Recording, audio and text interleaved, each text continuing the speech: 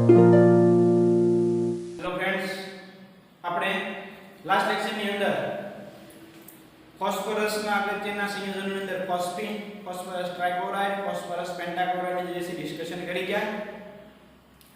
આજના લેક્ચરની અંદર આપણે ડિસ્કશન કરવા જઈ રહ્યા છીએ ફોસ્ફરસના ઓક્સો એસિડની. કોણ ડિસ્કશન કરીએ છીએ આપણે? ફોસ્ફરસના ઓક્સો એસિડ સંયોજનો. હવે મિત્રો પહેલા આપણે એ ખ્યાલ હોવો જોઈએ કે ઓક્સો એસિડ કોને કહેવાય. હું કયો ખ્યાલ હોવો જોઈએ તો ઓક્સો એસિડ કોને કહેવાય. તો સામાન્ય રીતે આપણે અગાઉમાં જે શીખી ગયેલા છીએ કે ઓક્સો એસિડ એટલે શું? તો ઓક્સો એસિડ એટલે એવા એસિડ કે એસિડિક પ્રોટોન એ હાઇડ્રોક્સાઇડ રૂપમાં હોય, એ જે તત્વ સાથે જોડાયેલા હોય એ તત્વ સાથે ઓક્સો સમૂહ જોડાયેલો હોય. ઉદાહરણ તરીકે અહીંયા હું દર્શાવું, કાર્બન ડબલ બોન્ડ O એની સાથે OS એની સાથે OS. તો મિત્રો અહીંયા આ હાઇડ્રોજન જે છે એ એસિડિક પ્રોટોન કહેવાય, કારણ કે અહીંયા S+ તરીકે મુક્ત થઈ શકે. એટલે કે આ બે હાઇડ્રોજન S+ બરોબર એ હાઇડ્રોક્સાઇડ રૂપમાં હોય તો OS સમૂહમાં છે તો કે યસ. એ જે તત્વ સાથે જોડાયેલા છે એ તત્વ સાથે ઓક્સો સમૂહ છે તો કે યસ. તો કે આ પદાર્થને ઓક્સો એસિડ કહેવાય. તો એવી જ રીતે ફોસ્ફરસ પણ ઓક્સો એસિડ સંયોજનો બનાવે. ટોટલ 7 ઓક્સો એસિડ જે છે આપણે ફોસ્ફરસના જે છે ભણવાના થાય. મિત્રો ખાસ ઓક્સો એસિડ વાળો ટોપિક આપણને ખાસ એટલે ખાસ ક્લિયર હોવો જોઈએ. એ નીટ હોય, જેડબલઈ હોય કે ગુજ સેટ હોય કે પછી એનસીઆરટી બોર્ડ હોય, મિત્રો આમાંથી ક્વેશ્ચન જે છે મોસ્ટલી હોય અને હોય જ છે. ખાસ અગત્યનો ટોપિક છે, ડિસ્કશન કરીશું આપણે 7 ઓક્સો એસિડની. ત્યાર પછી જે છે એ આપણે એમસીક્યુ સોલ્વ કરીશું એટલે તમને બધાને ખ્યાલ પડશે કોમ્પિટિટિવ એક્ઝામમાં જે છે કેટલી વાર આ ટોપિકમાંથી જે છે એમસીક્યુ આવે છે. એટલે મિત્રો ખાસ શાંતિથી આપણે જે છે એ આ લેક્ચરને જોશું, શાંતિથી જે છે આપણે સમજશું. કોઈ પણ પ્રકારનો નાનો પણ ડાઉટ આ ટોપિક માટે રહેવો જોઈએ નહીં. શરૂઆત કરીએ મિત્રો. Phosphoric acid, orthophosphoric acid, metaphosphoric acid, pyrophosphorus acid, અલગ અલગ 7 ઓક્સો એસિડની ડિસ્કશન કરવાની છે. એક પછી એક જે છે આપણે શીખતા જઈશું. ટોપિક પૂરો થાય ત્યારે ઓક્સો એસિડ એ આપણને ઈઝીમાં ઈઝી હોય અને આપણે ટોટલી માર્ક જે છે કવર થઈ જાય એવો ટોપિક જે છે આપણે થઈ જવો જોઈએ. તો શરૂઆત કરીએ મિત્રો. સૌપ્રથમ પહેલો ફોસ્ફરસનો ઓક્સો એસિડ એટલે કે ફોસ્ફોનિક એસિડ.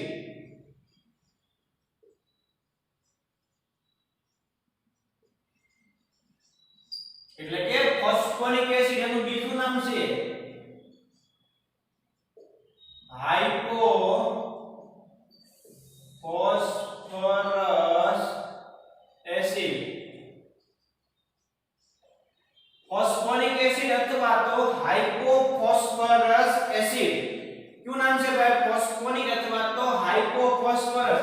હવે એનું બંધારણીય સૂત્ર શીખતા પહેલા આપણે અણુસૂત્રને ખ્યાલ હોવો જોઈએ. તો કે એનું અણુસૂત્ર છે S3PO2. એનું અણુસૂત્ર છે S3PO2. આ ફોસ્ફરસની ઓક્સિડેશન સ્ટેટ આપણે સહેલાઈથી કરી શકીએ 2 * -2 + 3 = 0. એટલે કે ફોસ્ફરસની +1 ઓક્સિડેશન અવસ્થા જે છે પ્રાપ્ત થયેલી હોય. આ S3PO3 એટલે કે ઓક્સો એસિડ છે એટલે એમાં P ડબલ બોન્ડ O સમૂહ આવેલા હશે. હવે બે ઓક્સિજનમાંથી એક P ડબલ બોન્ડ O માં વહી ગયો તો એક વધ્યો હશે. બે ની સાથે જે હાઇડ્રોજન જોડાયેલા છે તો આ હાઇડ્રોજન આ રીતે એની સાથે જોડાયેલા હશે. તો કે આ S3PO2 નું બંધારણીય સૂત્ર જે છે આવા પ્રકારનું હોય. S3PO2 એમાં એક POS બંધ, એક P ડબલ બોન્ડ O, એક PS, એક PS મીન્સ કે બે PH બંધ હોય. ફોસ્ફોનિક એસિડમાં બે PS બંધ હોવાને કારણે બે ફોસ્ફરસ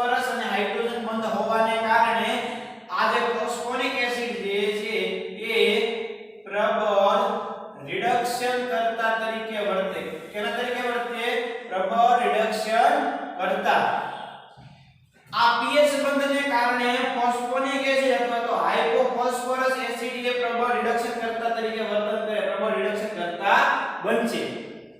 ક્લિયર? એમાં આ એક OH સમૂહ આવેલો છે એટલા માટે આ બે આ જે એસિડ છે એ એસિડ મોનોબેઝિક છે. કેવો છે ભાઈ આ એસિડ? તો કે મોનોબેઝિક.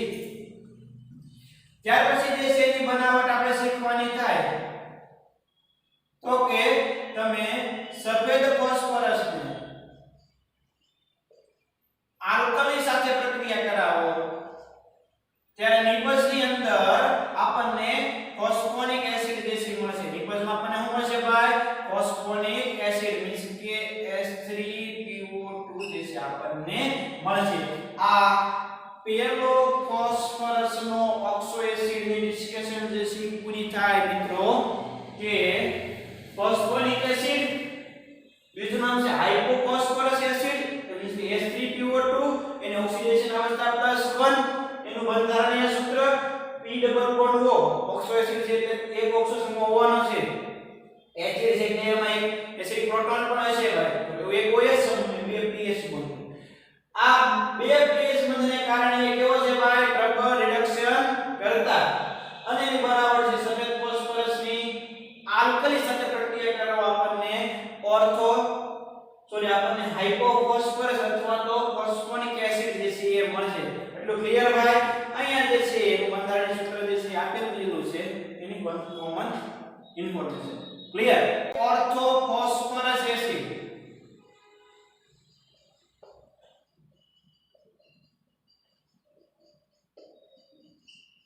કયો છે? ત્યાર પછીનું ઓર્થોફોસ્ફરસ અથવા ફોસ્ફોનિક એસિડ પણ જે છે કહેવામાં આવે. હવે આનું જે છે એ બંધારણીય સૂત્ર કે અણુસૂત્ર H3PO3 પ્રકારનું હોય. કયા પ્રકારનું હોય? H3PO3 પ્રકારનું હોય. એમાં તમે આ ફોસ્ફરસની ઓક્સિડેશન અવસ્થા ગણો તો તમને +3 મળશે. કેટલી મળશે ભાઈ? તમને +3. હવે એનું બંધારણીય સૂત્ર તો કે આપણે બધાને ખ્યાલ છે કે આ ઓક્સો એસિડ છે એટલે એમાં P ડબલ બોન્ડ O આવેલો હશે. હવે એમાં બે ઓક્સિજન બાકી રહ્યા એટલે આ બે ઓક્સિજન આ બે સાથે જે છે એક હાઇડ્રોજન કમ્બાઈન થયેલો છે, એક હાઇડ્રોજન ડાયરેક્ટ ફોસ્ફરસ સાથે જે છે બંધથી જોડાયેલો હશે. આપણે બધાને ખ્યાલ છે કે આ H+ જે છે એ એની બેઝિકતા માટે જવાબદાર છે. તો કે બે એમાં OH સમૂહ છે એટલા માટે આ એસિડ ઓર્થોફોસ્ફરસ એસિડ એ ડાયબેઝિક છે. કેવો છે ભાઈ? એ ડાયબેઝિક. એટલું ક્લિયર?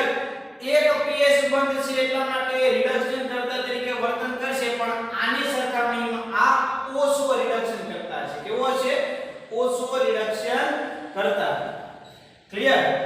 હવે ત્યાર પછીની જે છે આપણે બનાવટ જોવાની થાય તો બનાવટમાં ફોસ્ફરસનો ઓક્સાઇડ P2O3 એની તમે પાણી સાથે પ્રક્રિયા કરાવો એટલે આપણને મળશે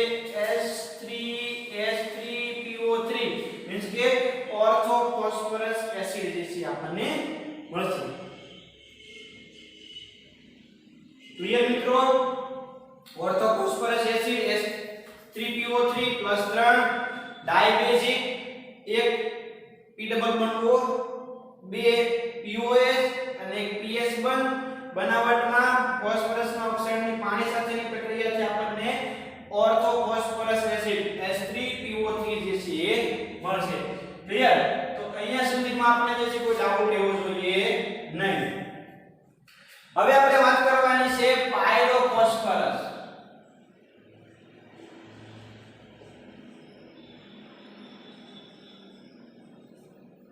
ત્રીજા નંબરનો છે પાયરોફોસ્ફરસ એસિડ. એનું અણુસૂત્ર જે છે એ શું છે ભાઈ? તો કે H4P2O5. અને અણુસૂત્ર શું છે ભાઈ? તો કે H4P2O5. તમે આમાં ફોસ્ફરસની ઓક્સિડેશન સ્ટેટ તમે ગણશો તો તમને કેટલી મળશે ભાઈ?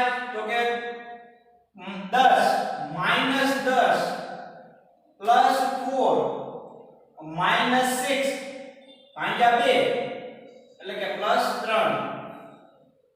ક્લિયર? હવે મિત્રો આ જે પાયરો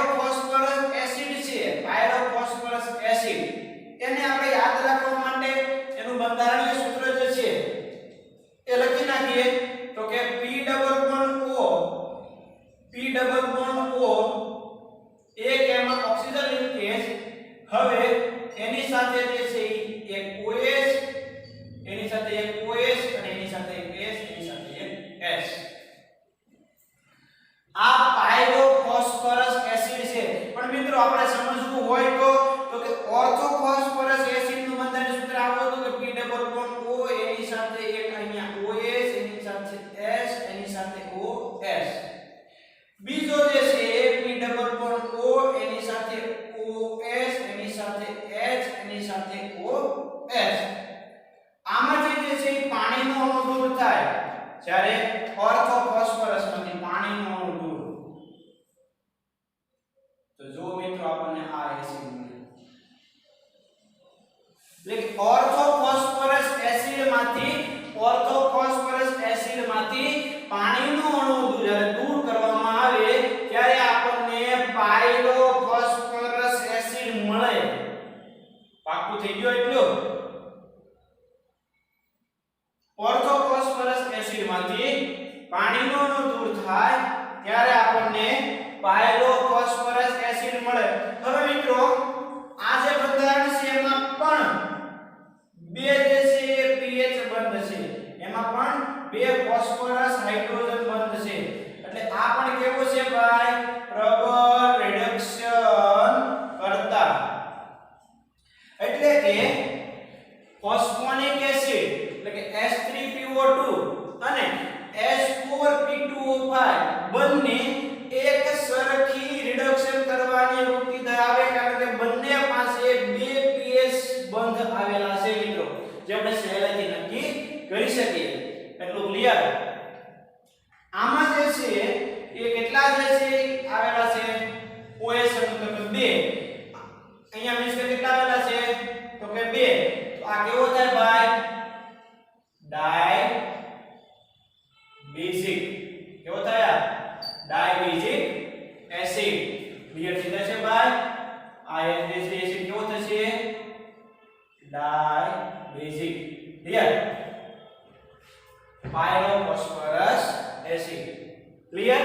ત્રણ એસિડ ગયા: ફોસ્ફોનિક એટલે કે H3PO2, ઓર્થોફોસ્ફરસ એટલે કે H3PO3, પાયરોફોસ્ફરસ એટલે કે H4P2O5. પાયરોફોસ્ફરસ એસિડ. હવે જે છે એની આપણે બનાવટ શીખવાની રહી ભાઈ. બનાવટ તો કે તમે PCl3 ની રિએક્શન, તમે કોની રિએક્શન? PCl3 ની રિએક્શન તમે ઓર્થોફોસ્ફરસ એસિડ મીન્સ કે SPO3 સાથે કરાવો તો આપણને મળશે H4P2O5.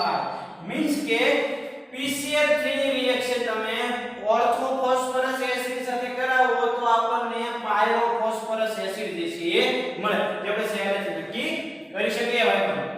હવે આગળનો ઓક્સો એસિડ એટલે કે હાઇપોફોસ્ફોરિક એસિડ. શું સંયોજન છે ભાઈ? તો કે હાઇપોફોસ્ફોરિક એસિડ.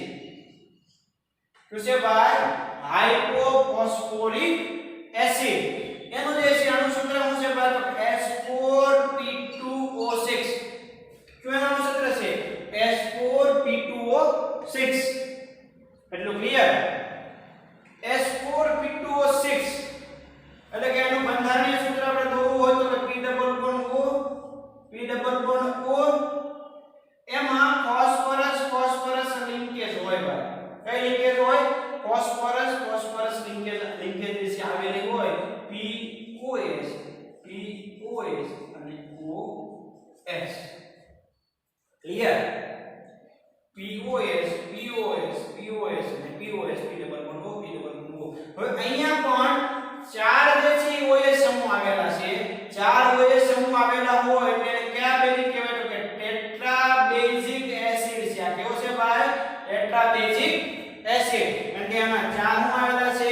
OH સમૂહ આવેલા છે. મિત્રો હાઇપોફોસ્ફોરિક એસિડ એટલે કે H4P2O6 એમાં તમે ફોસ્ફરસની ઓક્સિડેશન સ્ટેટ ગણશો. શું ગણશો ભાઈ? ફોસ્ફરસની ઓક્સિડેશન સ્ટેટ આપણે કેટલી મળશે મિત્રો? ગણી લો તો કે 4 * 12 - 4 એને ભાગ્યા 2 એટલે કે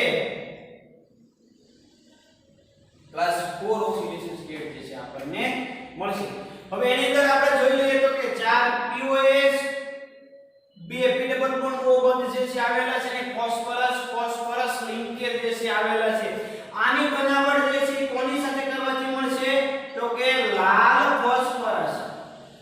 ફોસ્ફરસ એની પ્રક્રિયા તમારે આલ્કલી સાથે કરવાની. કોની સાથે કરવાની? આલ્કલી સાથે કરવાની.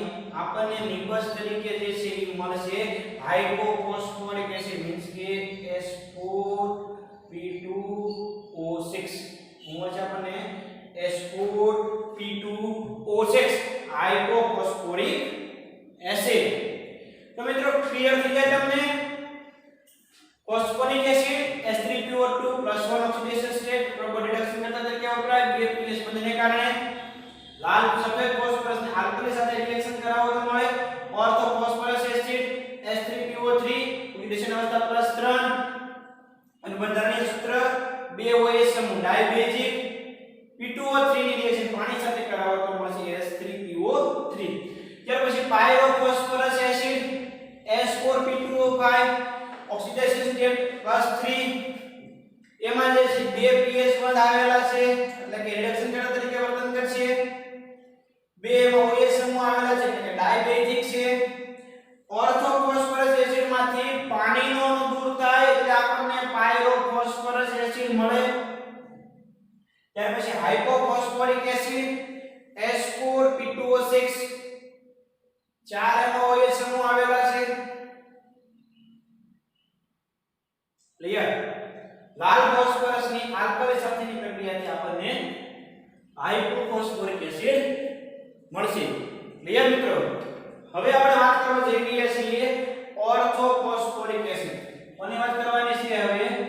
ઓર્થોફોસ્ફોરિક એસિડ.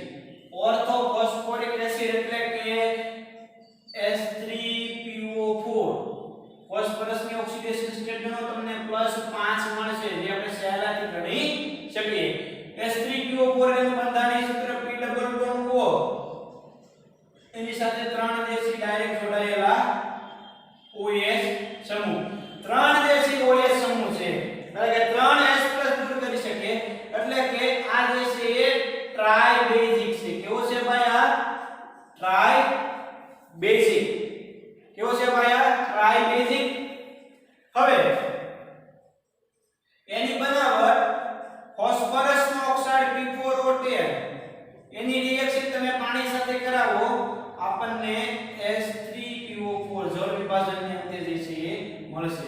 ક્લિયર? આટલું કે ઓર્થોફોસ્ફોરિક એસિડ H3PO4 ફોસ્ફરસની +5 ઓક્સિડેશન અવસ્થા P ડબલ બોન્ડ OH ટ્રાઇબેઝિક છે. 3 OH સમૂહ છે એટલા માટે.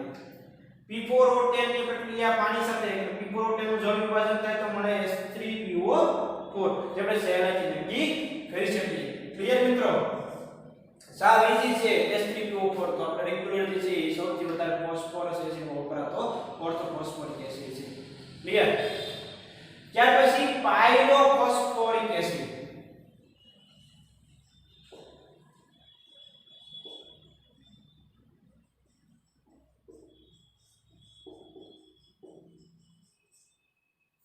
પાયરોફોસ્ફોરિક એસિડ એટલે કે ઓર્થોફોસ્ફોરિક એસિડ ને તમે ગરમ કરો એટલે આપણને પાયરોફોસ્ફોરિક એસિડ જે છે મળશે. એટલે શું થશે મિત્રો?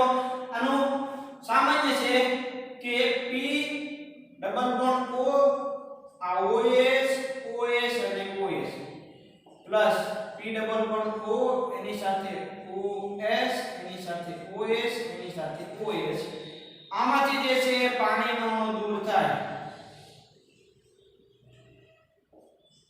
આપણે મળશે P double bond O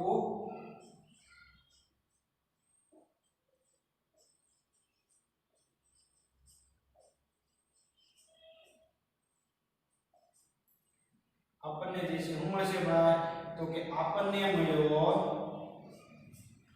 પાયરોફોસ્ફોરિક acid. મિત્રો જોઈ લો ઓર્થોફોસ્ફોરિક એસિડ માંથી પાણીનો અણુ દૂર થયો એટલે આપણને પાયરોફોસ્ફોરિક એસિડ મળ્યો.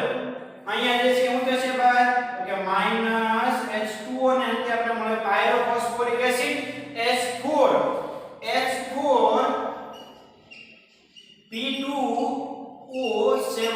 H4P2O7 ક્લિયર એમાં ફોસ્ફરસ ની ઓક્સિડેશન સ્ટેટ ગણો 7 નું 14 માંથી 4 જાય એટલે કે 10 ભાગ્યા 2 એટલે કે 5 આ ફોસ્ફરસ પ્લસ 5 ઓક્સિડેશન સ્ટેટ જે છે તમને દર્શાવે તો આ વાત થઈ ગઈ પાયરોફોસ્ફોરિક એસિડ તો ક્લિયર હવે મેટાફોસ્ફોરિક એસિડ લાસ્ટ એસિડ છે મેટાફોસ્ફોરિક એસિડ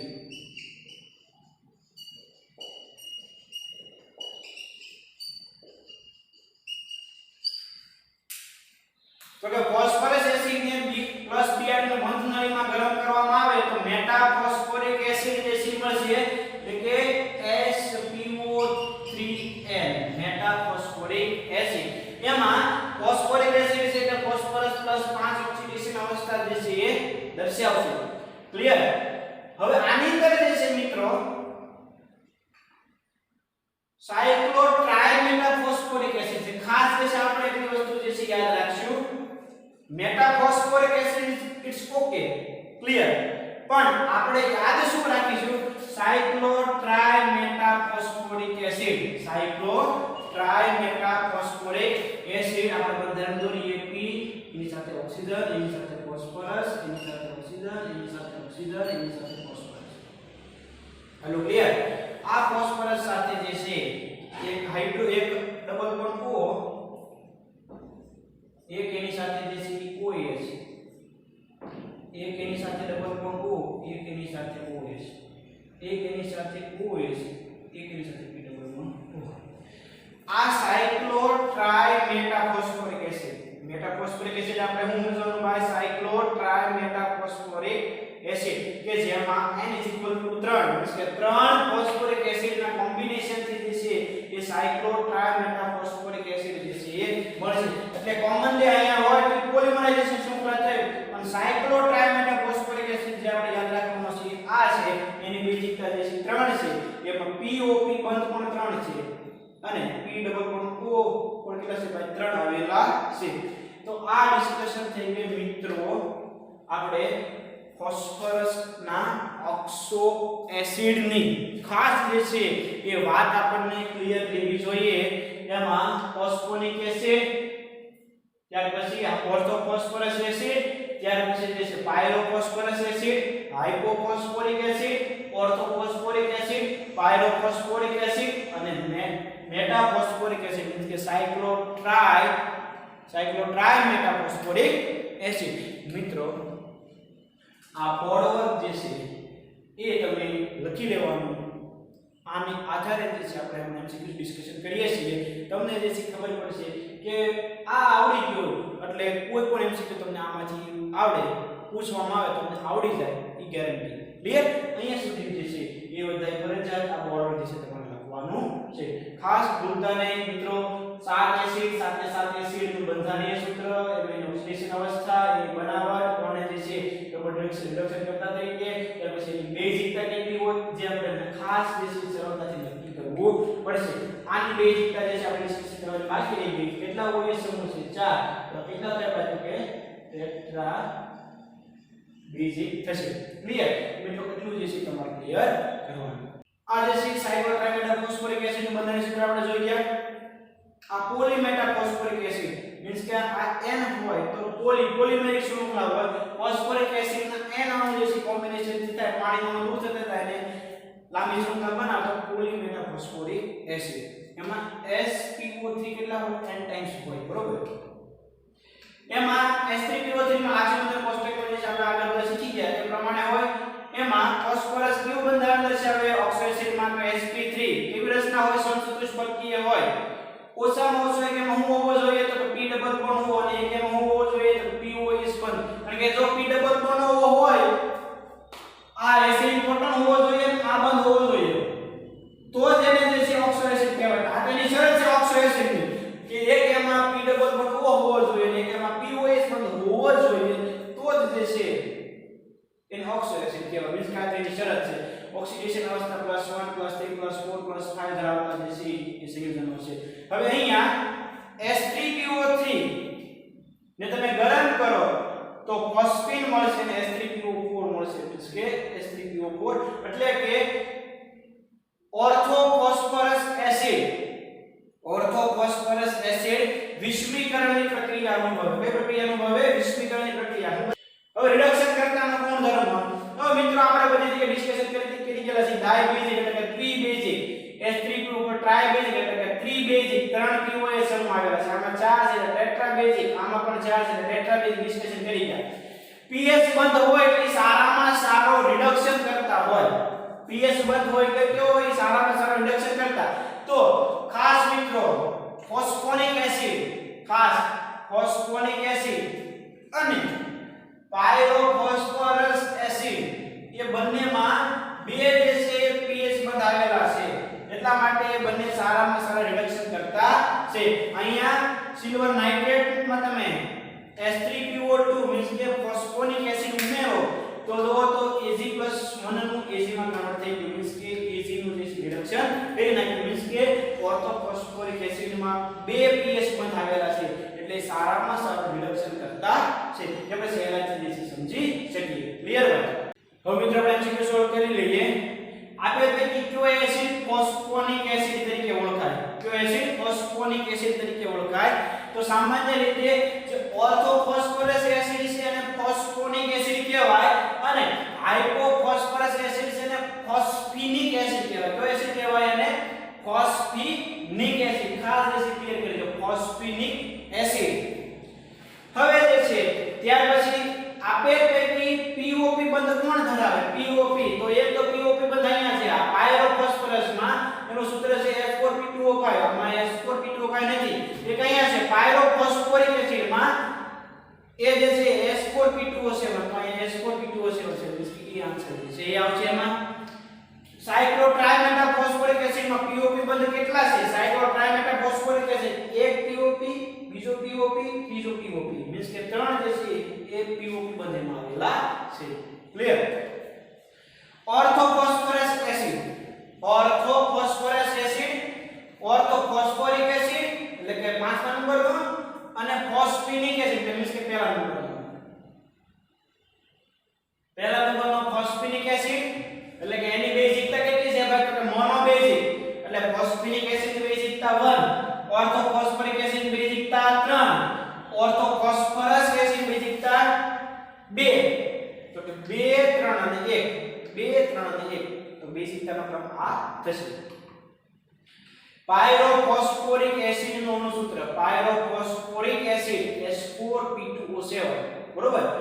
ફોસ્ફરસ તો કયો એસિડ? મોનોબેઝિક તેમજ રિડક્શન કરતા છે. મોનોબેઝિક અને રિડક્શન કરતા તો આપણે ખબર પડી કે ફોસ્ફિનિક એસિડ અથવા તો હાઇપોફોસ્ફરસ એસિડ H3PO2. ક્લિયર? H3PO2 શેના કારણે પ્રબળ રિડક્શન કરતાનો ગુણધર્મ દર્શાવે? મિત્રો એમાં બે હું આવેલા છે pH બંધ.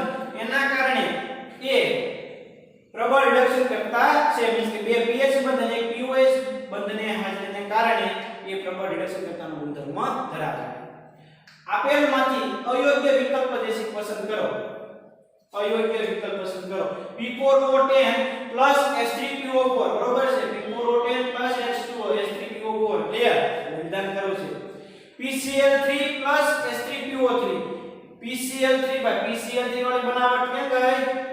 PCl3 H3PO3 એટલે કે H4P2O5 એટલે આ પણ ખબર છે, બી પણ ખબર છે. H3PO3 એટલે ઓર્થોફોસ્ફરસ એસિડ, ફોસ્ફોનિક એસિડ H3PO3 કોની વચ્ચેની? P2O3 અને H2O. આ વિધાન છે ખોટું. સી ખોટું આવી ગયું. આપણે 5 આવી ગયું. કારણ કે H3PO3 બનાવવા માટે કોણ જોઈએ? P2O3 અને પાણી એટલે મળશે H3PO3. ક્લિયર? 65.4 ગ્રામ ઝિંકની સાંદ્ર નાઇટ્રિક એસિડ સાથેની પ્રક્રિયાથી કેટલા ગ્રામ ઓક્સિડેશન કરતાનું રિડક્શન થશે? ગુસ્કેટ 2017 ની અંદર ક્વેશ્ચન આવી ગયેલો છે ભાઈ. Zn એની રિએક્શન કોની સાથે? નાઇટ્રિક એસિડ સાથે. એટલે કે ZnNO3 બનાવે ટ્વાઇસ. હવે મિત્રો અહીંયા Zn હતો એ Zn+2 માં કન્વર્ટ થયો. मींस के Zn શેમાં કન્વર્ટ થાય? Zn+2 ની અંદર. मींस કે કેટલા ઇલેક્ટ્રોન સ્થાનાંતરિત થયા? અહીંયા સાથે સાથે બનશે NO2 અને +H2. આખી રિએક્શન રિએક્શન બેલેન્સ કરતા નથી કારણ કે બેલેન્સિંગની જરૂરિયાત જ નથી કઈ. આ રિએક્શન થાય ઝિંકની નાઇટ્રિક એસિડ સાથેની પ્રક્રિયા છે એમાં નાઇટ્રેટ બને છે અને ધાતુ છે એટલે NO2 જેસી ઉત્પન્ન કરશે. અહીંયા કેટલા ઇલેક્ટ્રોન સ્થાનાંતરિત થયા તો કે 2. અહીંયા કેટલા ઓક્સિડેશન સ્ટેટમાં ફેરફાર થયો તો કે અહીંયા +5 હતો અહીંયા +4 થયું મીન્સ કે 1. આવો MCQ આવે કેટલો રિડક્શન કરતા કેટલા ઓક્સિડેશન કરતા રિડક્શન થશે મિત્રો તો તમારે જે છે આ લઈ લેવાનું Zn નું વજન અથવા તો Zn ના મોલ એના છેદની અંદર અહીંયા આ પ્રક્રિયામાં જેટલા ઇલેક્ટ્રોન સ્થાનાંતરિત થયા હોય એ મીન્સ કે Zn ની વિરુદ્ધમાં જે પ્રક્રિયા થતી હોય એમાં થતા ઇલેક્ટ્રોન એમાં એનો ઓક્સિડેશન આંકમાં થતો ફેરફાર બરાબર SnO3 ના મોલ એના છેદમાં 2 મીન્સ કે Zn ના કેટલા ઇલેક્ટ્રોન સ્થાનાંતરિત થયા મીન્સ કે Zn જે પ્રક્રિયા કરતો હોય એના ઇલેક્ટ્રોનનો ફેરફાર એ ક્યાં આવશે તો કે સામેની બાજુના છેદની અંદર. એટલે આપણે જે છે આને કહીએ N1 આને કહીએ N2 તો કે આવું લખી શકાય N1 બરાબર Zn ના મોલ બરાબર N2 નાઇટ્રિક એસિડ ના મોલ. N1 એટલે કેટલા લેવાના N1 એટલે 2 N1 એટલે લેવાના 2 N2 એટલે કેટલા લેવાના 1. Zn નું દળ આપી દીધેલું છે વજન આપી દીધેલું છે પણ મિત્રો સહેલાઈથી આપણે ગણી શકીએ કે કેટલું છે ભાઈ 65.4 મલ્ટીપ્લાય માં કેટલા આવશે તો કે 2 પણ આપણે મોલ શોધવાના છે આનું વજન છે તો છેદમાં પાછા Zn નું દળ આવશે બરાબર SnO3 ના મોલ એટલે આ તો જે છે કેન્સલ આઉટ થઈ જાય એટલે કે SnO3 ના કેટલા મોલ આવ્યા ભાઈ 2 મોલ. હવે 2 મોલ એને આપણે ઓલામાં ફેરવવું હોય તો એના દળની અંદર તો કે નાઇટ્રોજન 1 નાઇટ્રોજન 14 અને 48 બરોબર એટલે કે 5 9 ને 4 13 વધી આવી 1 4 5 ને 6 એને ગુણ્યા 2 આગળ સર સદુને બાદ 126 ગ્રામ આવે આન્સર કેટલો આવશે 126 ગ્રામ. શું કરવાનું ભાઈ તો આ ઇક્વેશન યાદ રાખી લો આવી રીતે ઓક્સિડેશન કરતા કેટલા ટકા રિડક્શન થાય તમારે ગણવું હોય તો કે N1 Zn ના મોલ બરાબર N2 નાઇટ્રિક એસિડ ના મોલ. N1 એટલે તો કે Zn કોઈ પણ ધાતુ હોય ને જ્યારે ઓક્સિડેશન થતું ત્યારે થતા ઇલેક્ટ્રોનનો ફેરફાર મીન્સ કે એના ઓક્સિડેશન આંકમાં થતો ફેરફાર અને આ જે પદાર્થ છે એના ઓક્સિડેશન આંકમાં થતો ફેરફાર મીન્સ કે Zn પોતાનું ઓક્સિડેશન થયું Zn નું થયું ઓક્સિડેશન એટલે એને કહેવાય રિડક્શન કરતાના મોલ એને ગુણ્યા થતો ઇલેક્ટ્રોનનો ફેરફાર ઓક્સિડેશન કરતાના મોલ એને ગુણ્યા થતા એમાં ઇલેક્ટ્રોનનો ફેરફાર. તમે સરખાવો એટલે તમને જે છે આન્સર મળે તમે સહેલાઈથી નક્કી કરી શકો. આવો MCQ જે છે પછીના વર્ષમાં પુષ્કળ માંગેલો અને 17મા નંબરના સમૂહમાં છે ત્યારે જે છે આપણે ફરીવાર આને આગળ ડિસ્કશન કરીશું. મિત્રો જે છે આ ભૂલતા નહીં. હું કરશું તમને જે છે રિએક્શન મે લખેલી હતી Zn SnO3 give ZnNO3 twice plus NO2 plus H2O N1 Zn ના મોલ બરાબર N2 નાઇટ્રિક એસિડ ના મોલ. Zn ની નીચેના પૈકી ફોસ્ફરસના ઓક્સી એસિડમાં કઈ ઝોનમાં ફોસ્ફરસની ઓક્સિડેશન અવસ્થા સમાન નથી. બધાની ઓક્સિડેશન અવસ્થા ગણવાની બધાની લખેલી છે બેની જે સરખી નો હોતી આન્સર જે તમારે સિલેક્ટ કરવાનો ઓક્સિડેશન અવસ્થા બધાની આપણે લખેલી છે. આપેલમાંથી કયું વિધાન ફોસ્ફરસના ઓક્સો એસિડ માટે ખરું નથી મીન્સ કે ખોટું વિધાન છે તો ઓર્થો ફોસ્ફોરિક એસિડનો ઉપયોગ ટ્રાય સુપર ફોસ્ફેટના ઉત્પાદનમાં થાય મીન્સ કે ખાતર ઉદ્યોગમાં થાય. હાઇપોફોસ્ફરસ એસિડ ડાયકોટિક એસિડ છે એટલે હાઇપોફોસ્ફરસ એસિડ તો મોનો બેઝિક છે મીન્સ કે મોનોકોટિક છે મીન્સ કે બી ઓફ વિધાન નથી ખોટું પડી ગયું. પછી આપણે આગળ જોવાનું છે બાકીના બે કેવું છે ખરાબ છે. નીટ 2016 માં આપેલમાંથી કયું વિધાન સાચું છે મીન્સ કે ખરું વિધાન પસંદ કરવાનું છે. ફોસ્ફેનિક એસિડ મોનોકોટિક એસિડ છે જ્યારે ફોસ્ફોનિક એસિડ ડાયકોટિક છે બરોબર છે ખરું વિધાન છે. ફોસ્ફેનિક એટલે H3PO2 ફોસ્ફોનિક એટલે H3PO3 આ મોનો છે આ ડાય છે મીન્સ એ વિધાન જે છે ખરું બનશે, આગળ જવાની જરૂરિયાત નથી. બાકીના જે છે મને કેવા છે ખોટા વિધાન છે. ક્લિયર?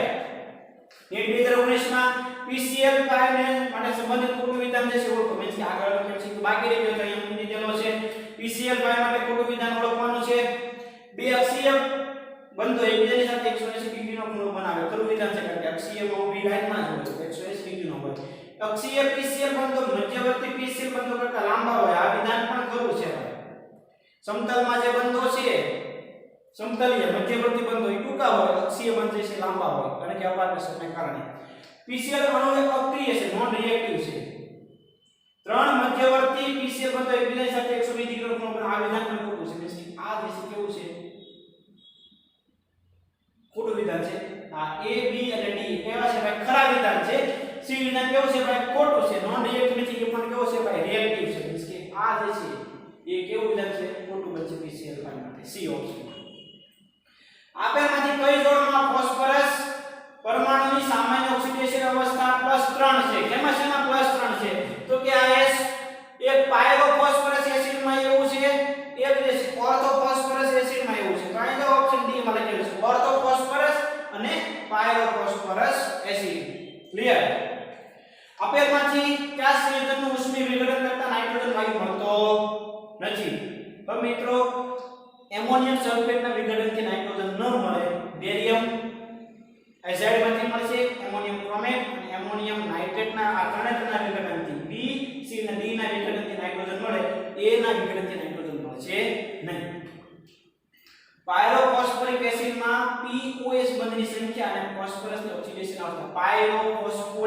પાયરોફોસ્ફોરિક એમાં કીધું છે POS બંધ 1 2 3 ને 4 POS બંધ અને ઓક્સિડેશન અવસ્થા એની કેટલી છે ભાઈ +5 એટલે કે 4 અને 5 આપણે સહેલાઈથી નક્કી કરી શકીએ. JEE ઓનલાઈન 2017 માં. જો મિત્રો હવે આવું ને આપને ખબર પડી જોઈએ કેટલું મહત્વ છે કોન્સેપ્ટનું. ખાસ ક્લિયર કરજો. જાન્યુઆરી 2019 JEE ની અંદર આપેલ 180 માં કઈ જોડ 2 pH બંધ દર્શાવે. 2 pH બંધ તો એક તો છે હાઇપોફોસ્ફરસ મીન્સ H3PO2 અને બીજું જે છે H4P2O5. ઓપ્શન જે છે ગોતી લો. એ જ ઓપ્શન છે. જો મીન્સ કે આ ક્લિયર થઈ ગયું, આનો પ્રોબ્લેમ નહીં. JEE ઓનલાઈન 2015 ફોસ્ફરસ બંધ ધરાવે છે. શેમાં ફોસ્ફરસ? તો એકમાં છે H4P2O6 C ઓપ્શનમાં જે સત્ય બનશે. ક્લિયર? કોની હાજરીને કારણે H3PO2 સ્વભાવે સારું રિડક્શન કરતા છે? આ સારું રિડક્શન કરતા હોવા માટેનું કારણ શું છે ભાઈ? તો કે એમાં જોવા મળતા 2 pH બંધ જે આપણે સહેલાઈથી નક્કી કરી શકીએ. આયોડિન સાંદ્ર નાઇટ્રિક એસિડ સાથે પ્રક્રિયા કરીને વાય આપે. આયોડિન સાંદ્ર નાઇટ્રિક એસિડ સાથે પ્રક્રિયા કરે અને વાય આપે એટલે કે આ I2SNO3 તો બનાવે SiO3. તો Y માં આયોડિનની ઓક્સિડેશન અવસ્થા. મિત્રો નાઇટ્રિક એસિડની અધાતુ સાથેની પ્રક્રિયાની અંદર આપણે ભણી ગયા આયોડિન નાઇટ્રિક એસિડ સાથે પ્રક્રિયા કરે ત્યારે શું બનાવે SiO3 આયોડિનનો ઓક્સો એસિડ જે છે બને. ક્લિયર? તો આમાં આયોડિનની ઓક્સિડેશન અવસ્થા કેટલી હોય તમે સહેલાઈથી ગણી શકશો. +5 તમને મળશે. ક્લિયર? પોટેશિયમ ક્રોમેટનું દ્રાવણ વધારે માત્રામાં મંદ નાઇટ્રિક એસિડ સાથે પ્રક્રિયા કરે તો શું બને? પોટેશિયમ ક્રોમેટ. ક્રોમેટ એટલે Cr2O4 2. આની પ્રક્રિયા તમે નાઇટ્રિક એસિડ સાથે કરાવો એટલે કે SNO3 નો ઉમેરો તો તમને મળશે Cr2O7 2. મીન્સ કે ક્રોમેટ નું ડાયક્રોમેટમાં જે છે રૂપાંતરણ થાય તો પ્રક્રિયા કરે તો શું બને? તો ઓબવિયસલી એક તો બનવાનો છે ક્રોમેટ માંથી ડાયક્રોમેટ બનશે એટલે કે Cr2O7 2 અને એની સાથે જે છે પાણી મુક્ત થવાનો છે. તો મિત્રો આપણે સહેલાઈથી જે છે આનો આન્સર મળી જાય કે Cr2O7 2 અને શું બનશે? પાણી બનશે. ક્લિયર? તો મિત્રો અહીંયા સુધીની અંદર એક ખાસ જે છે મેઇન કન્ફ્યુઝન એમાં એ છે ઘણીવાર જે છે આને ફોસ્ફોનિક એસિડ કે ફોસ્ફેનિક એસિડ કે નામ પણ આમાં હાઇપોફોસ્ફરસ યાદ રાખજો અને એમાં ઓર્થોફોસ્ફરસ યાદ રાખજો. બાકી આ બોર્ડ પર જે છે તમે એક વખત લખી લો એટલે હવે તમને જે છે કોઈ પણ પ્રકારનો પ્રોબ્લેમ આમાં પડશે નહીં. તમે સહેલાઈથી જે છે એ જે ફોસ્ફરસ ઓક્સાઇડ છે એમાં માર જે છે તમારા ખીચામાં જે છે તમે તમારા લઈ લેશો. મિત્રો શાંતિથી સારામાં સારી રીતે આનું જે છે રિવિઝન કરજો અને કોઈ પ્રકારનો કન્ફ્યુઝન ના રહે એ રીતે જે છે એ લખીને તૈયાર કરજો. આ બોર્ડ પર જે છે તમારે ખાસ જે છે ક્લિયર કરવાનું ત્યાર પછી જે છે ના એમસીક્યુ ક્લિયર. તો અહીંયા જે છે 15મા નંબરના સમૂહનો અભ્યાસ જે છે પૂરો થાય છે. હવે નેક્સ્ટ લેક્ચરની અંદર આપણે 16મા ગ્રુપના સમૂહનો જે છે ડિસ્કશન કરીશું. ગ્રુપ નંબર 16 નેક્સ્ટ લેક્ચરમાં જે છે આપણે સ્ટાર્ટ જે છે કરીશું. અહીંયા સુધીનું ક્લિયર કરજો. બરોબર મિત્રો, કોઈ પણ પ્રકારનો જે છે ટેન્શન લીધા વગર પી બ્લોકમાં જે છે સારામાં સારી તૈયારી કરો કે જેના કારણે આપણને જે છે નેક્સ્ટ કોમ્પિટિટિવ એક્ઝામમાં કે એનસીઆરટી બોર્ડની એક્ઝામમાં કોઈ પ્રકારનો આપણે પ્રોબ્લેમ પડશે નહીં. ક્લિયર. અહીંયા સુધીનું જે છે પાક્કું ક્લિયરલી જે છે કરજો. નેક્સ્ટ લેક્ચરમાં આપણે ડિસ્કશન કરીએ. ઓકે.